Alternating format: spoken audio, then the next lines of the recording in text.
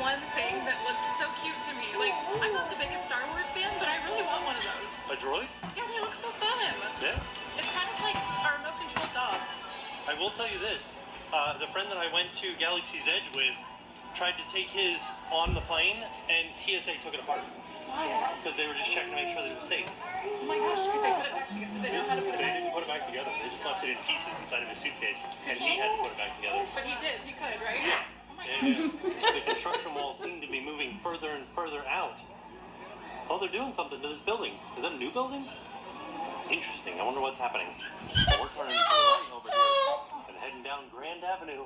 I don't know where we're going. We're going to the Galaxy's Edge. We're going to a galaxy far, far away. This looks totally different.